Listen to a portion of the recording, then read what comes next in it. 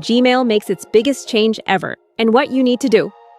Gmail is undergoing a major update as Google rolls out new AI features that will significantly change how users read, write, and manage email, requiring users to decide whether to opt in or continue with the classic experience.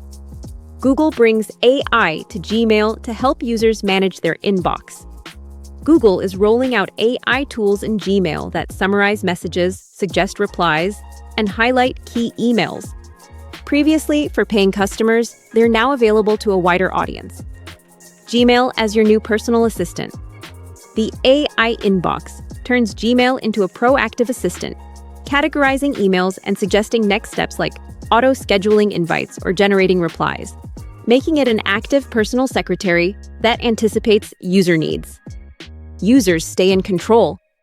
These AI features are optional, letting users enable or disable them based on preference. Google emphasizes opt-in control, privacy, and security, while allowing others to stick with the classic Gmail experience. AI meets security challenges. The updates come amid ongoing concerns about email cybersecurity, with hackers often trying to trick users into sharing account information. While experts say AI tools can help detect threats and manage inboxes, users still need a strong understanding of email security. Public reaction: efficiency versus surveillance.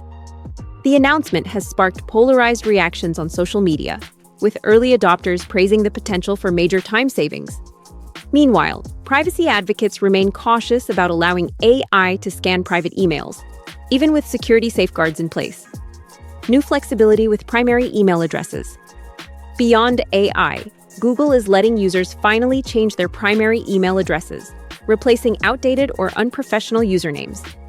This can be done without losing archived messages or account data, allowing a fresh start.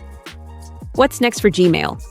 Since its 2004 launch, Gmail has grown to 2 billion users worldwide, becoming a core communication tool. Google says more updates are coming this year and urges users to review privacy and security settings before enabling new AI features.